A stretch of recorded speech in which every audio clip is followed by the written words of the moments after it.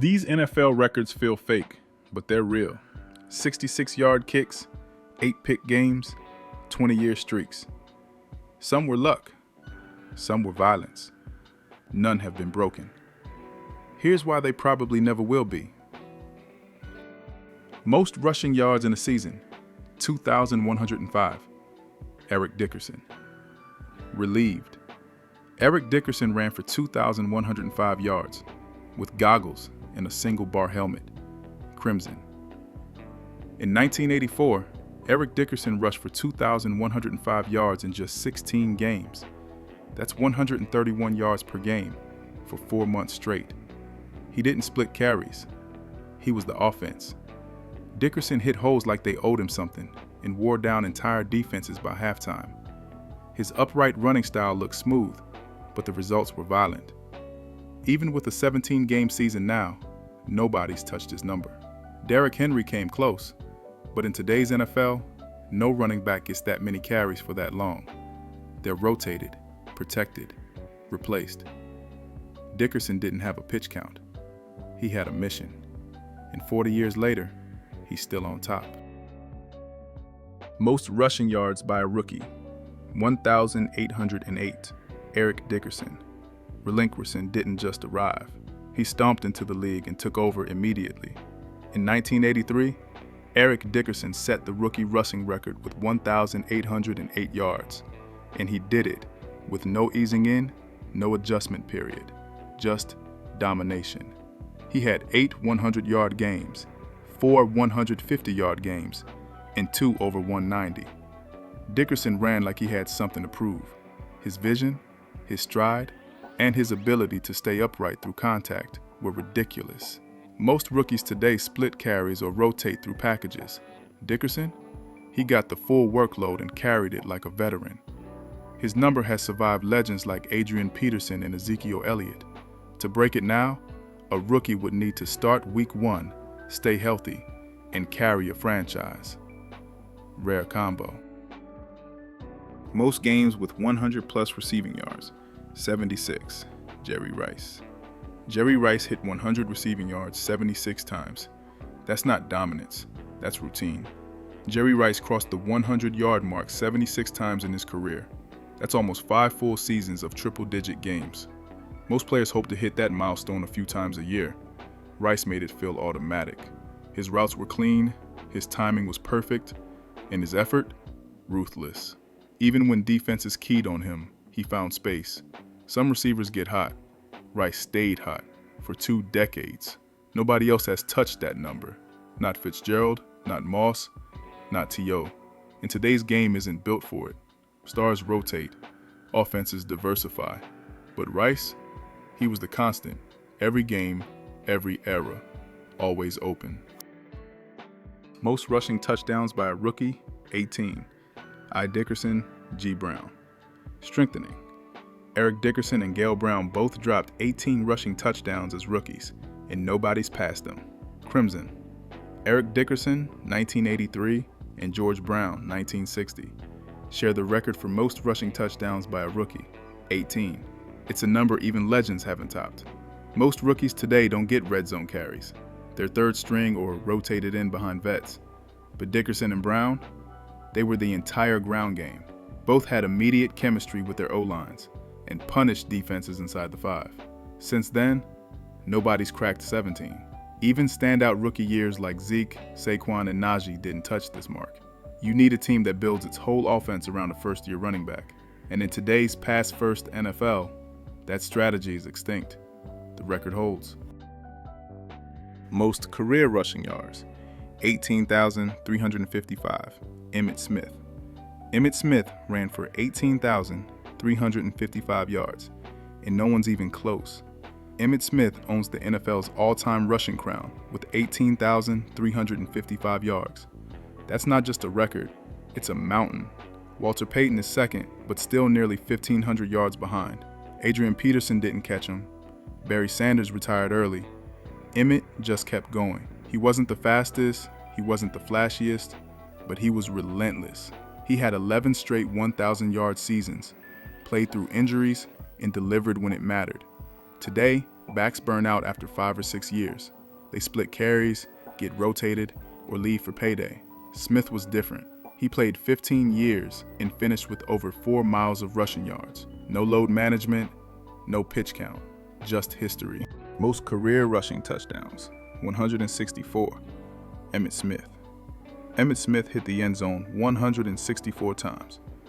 That's not a stat. That's a legacy. Crimson. Emmitt Smith scored 164 rushing touchdowns, the most in NFL history. That's consistency. That's durability. That's red zone murder. He wasn't a breakaway runner. He didn't need to be. He hit the hole, pushed the pile, and always fell forward. From goal line dives to fourth quarter seals, Smith was the Cowboys' finisher for over a decade.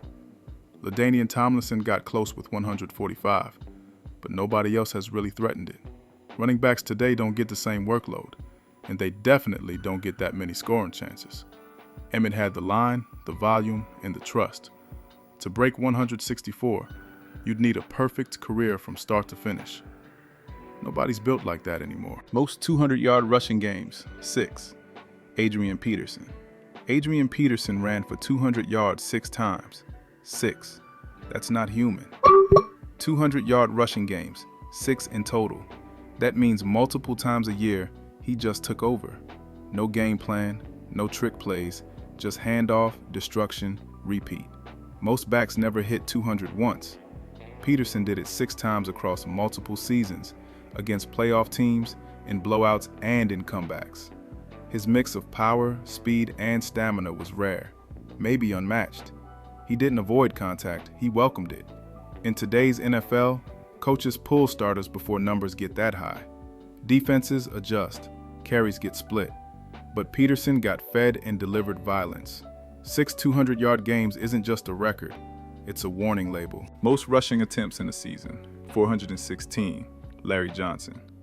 Johnson got the ball 416 times in one season, and it broke him. In 2006, Larry Johnson carried the ball 416 times. That's the most in NFL history. That season changed everything, for him and for how teams use running backs. Johnson averaged 27 carries a game. The Chiefs' offense ran through him, literally. And it worked, until it didn't. The next year, his body started breaking down. 416 carries isn't workload, it's punishment, and it never happened again. Today, coaches protect their backs. 300 carries is rare, 400 is career-ending. The league saw what happened to Johnson and adjusted. He left behind a record no one's tried to touch since. Not because it can't be done, but because no one wants to pay the price. Most rushing yards in a playoff game, 248, Eric Dickerson. Embarrassment. Eric Dickerson ran for 248 yards in a playoff game. Not a warm-up, a playoff game. In January 1986, Eric Dickerson dismantled the Dallas Cowboys in a playoff game with 248 rushing yards. It's still the most ever in the postseason. No gimmicks, no lucky breaks.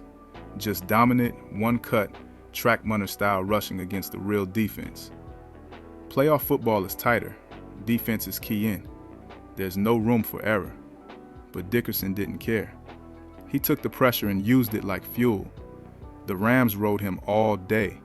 Today, nobody gets that many playoff carries. Teams go pass heavy, play conservative, or rotate backs.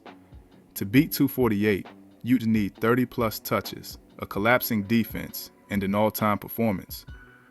Only Dickerson ever made that happen, and he made it look easy. Most receiving yards in a season, 1,964, Calvin Johnson. Calvin Johnson hit 1,964 yards in one season, and he did it while triple-teamed. Emmanuel. When 2012, Calvin Johnson finished with 1,964 receiving yards, the most in NFL history. That was in 16 games, not 17, and he played on a 4-12 team. The Lions had nothing to play for. Defenses knew where the ball was going. It didn't matter. Johnson was unguardable. He caught everything: screens, slants, jump balls. It was like watching a cheat code. Since then, nobody's passed it. Not Justin Jefferson, not Tyreek Hill, not Cooper Kupp. Today, top receivers share targets. Offenses spread the love. But in 2012, the game plan was simple. Throw to Calvin and pray.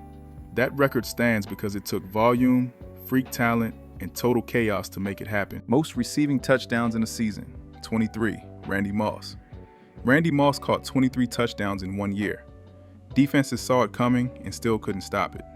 Emissions, 2007, Randy Moss, Tom Brady. The NFL got lit on fire. Moss caught 23 touchdowns that season, a record that still stands untouched.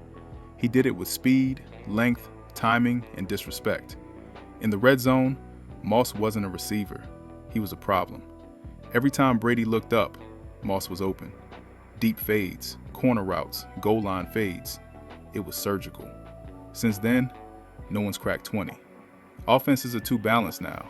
WR2s eat, tight ends get looks, teams avoid force-feeding one guy.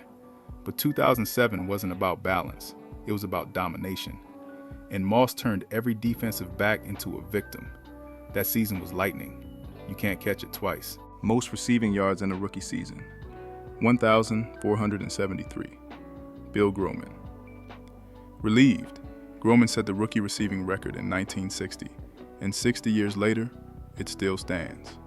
Shema. Bill Groman. If you don't know the name, learn it. In 1960, he dropped 1,473 receiving yards as a rookie. That was back when receivers wore leather cleats and QBs threw hospital balls. And yet, Groman produced numbers that no rookie, not Randy Moss, not Jamar Chase, has beaten. What makes it wild is how untouched it remains. Chase came close in 2021. Justin Jefferson tried in 2020. But 1,473 is still the top. And Groman did it in 14 games. Not 16, not 17. This wasn't a product of inflated stats. It was old school dominance. In an era where passing wasn't king, he made history and never gave it back. Most receptions in a season, 149. Michael Thomas. Michael Thomas caught 149 passes in one season. That's not a stat. That's a workload. Michael Thomas set the single season reception record with 149 catches. That's almost 10 per game. The Saints offense ran through him like a lifeline. Slants, drags, comebacks, everything short and efficient. Drew Brees trusted him like a default option, and Thomas delivered every time. He wasn't the fastest or flashiest, but his hands were magnets and his routes were clean. No one else has cracked 145. Cooper Kupp got close, but modern defenses don't allow that kind of volume anymore, and most teams spread targets across 3 or 4 guys. To beat 149, you'd need 10 targets a game and robotic efficiency. Thomas had both. That's why the record still holds. Most career receiving yards, 22,895, Jerry Rice. Mozilla, Hook. Jerry Rice didn't just break the yardage record, he turned it into a myth. Emmitt, underneath, 22,895. That's how many receiving yards Jerry Rice racked up in his career. Nobody's close. Larry Fitzgerald, still 5,000 yards short. Calvin Johnson, burned out early. Julio Jones, broke down. Rice just kept going. Year after year, decade after decade. He had 14 seasons with over 1,000 yards, and he was still productive in his 40s. If a current player had 1,500 yards a year for 15 straight seasons, they'd still fall short. It's not just about skill, it's health, longevity, obsession. Rice trained like no one else, played like no one else. The modern game moves too fast and receivers don't last long enough. Jerry didn't set a record, he built a monument. Most career receiving touchdowns, 197, Jerry Rice. Reluctant, Jerry Rice scored 197 touchdowns, and every single one made history harder to reach. Batterback didn't matter. Scheme didn't matter. Rice always found the end zone. Today's top receivers barely hit double digits per season, and careers don't last 20 years. Not with this workload. Rice didn't just lead a category, he ended the race. You don't chase this number, you stare at it.